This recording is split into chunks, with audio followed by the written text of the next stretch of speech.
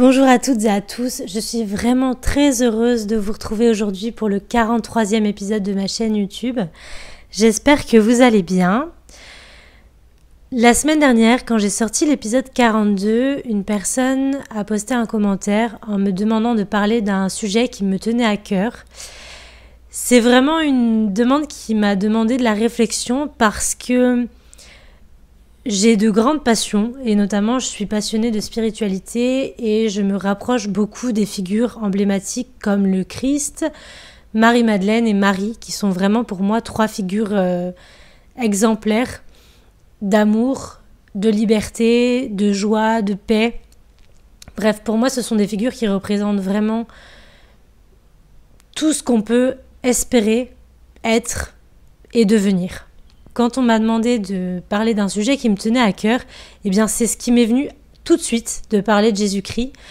Et pourtant c'est quelque chose qui est difficile pour moi parce que on voit en Jésus-Christ une figure religieuse, dogmatique, alors que pour moi il n'en est absolument rien. Mais encore une fois, ça reste ma vérité et je vous invite à prendre ce qui résonne véritablement pour vous et à laisser ce qui ne résonne pas pour vous.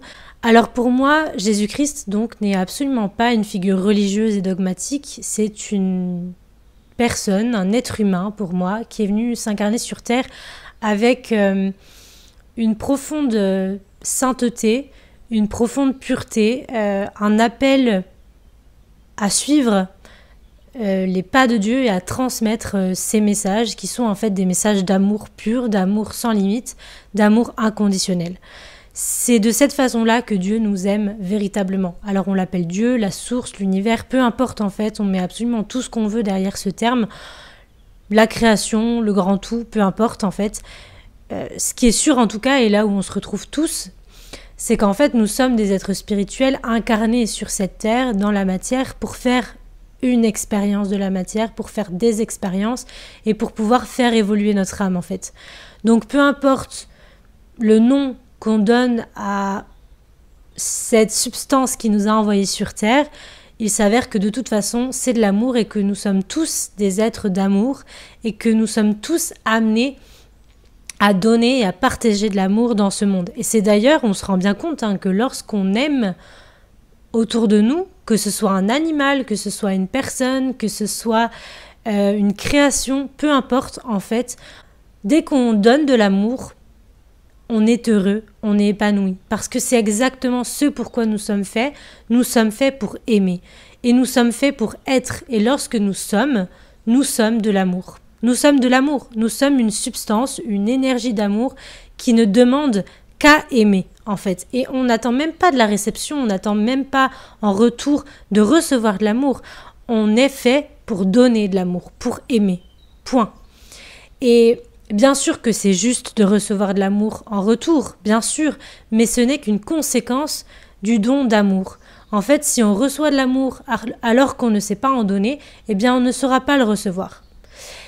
Et pour moi, c'est le seul message qu'on doit trouver, dont on doit s'imprégner de la venue, de l'incarnation de Jésus-Christ sur cette terre. Il est seulement venu nous rappeler que nous sommes tous des êtres divins, incarnés sur cette terre pour faire l'expérience de l'amour sur cette terre.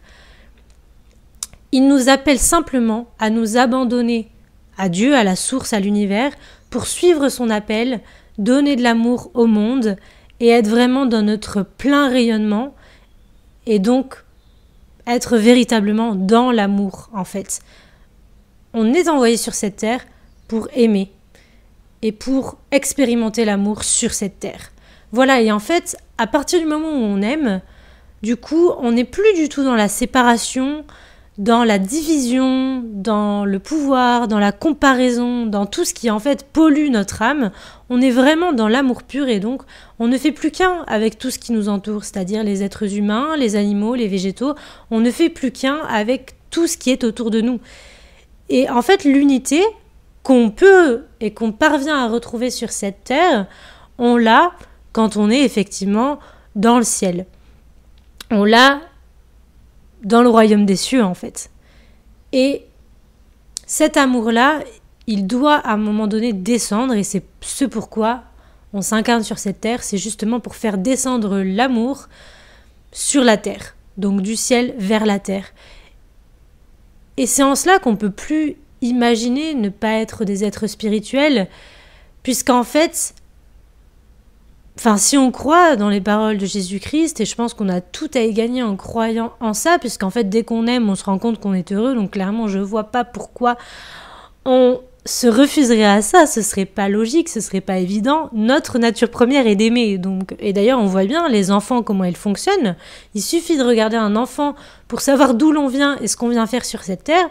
Les enfants, ils aiment de manière inconditionnelle, ils ne réfléchissent pas à ce que tu leur as fait il y a 10 ans, ils aiment tout simplement sans se poser aucune question. Pour un enfant, il n'y a ni passé ni futur, ils vivent seulement le moment présent et ils vivent seulement l'amour, dans l'amour. Alors, vous allez me dire, et c'est tout à fait entendable, oui, mais quand on est un adulte, on a des contraintes, on doit gagner de l'argent, etc., etc. Oui, bien sûr, et ça je l'entends, c'est évident. Effectivement, est-ce qu'on peut véritablement vivre d'amour et d'eau fraîche ? Je ne suis pas certaine, en tout cas pas dans la matrice et pas dans ce système et pas sur cette terre.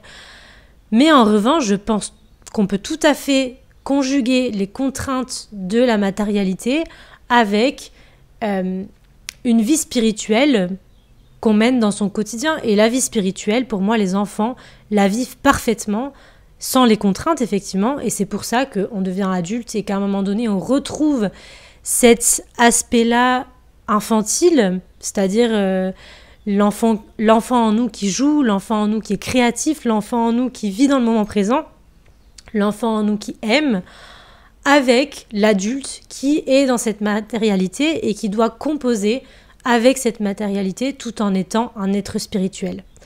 D'où le fait qu'on grandisse en fait tout simplement, et tout ça a du sens, c'est-à-dire qu'on est un enfant et qu'on n'est que quelque part dans le spirituel, dans l'imaginaire, etc. Et qu'en grandissant, le problème c'est qu'on s'éloigne de notre nature première qui est celle de l'enfant, qui est créatif, qui s'amuse, qui joue et qui est dans l'amour pur, alors qu'en fait on ne devrait pas s'en éloigner, ou en tout cas pas longtemps, pour justement arriver à conjuguer ciel et terre, spiritualité et matérialité. Voilà, donc la spiritualité de l'enfant est à conjuguer avec la matérialité de l'adulte pour faire un tout de tout ça et trouver une unité parfaite entre ciel et terre, entre spiritualité et matérialité, et vraiment parvenir à l'unité en nous déjà pour pouvoir la trouver à l'extérieur, c'est-à-dire comprendre en fait que mon prochain, la personne que je rencontre, n'est jamais là pour me faire du mal, n'est jamais là pour me piquer volontairement. En fait, cette personne-là est juste une expérience, une rencontre pour mon âme qui lui permet en fait d'évoluer et de grandir.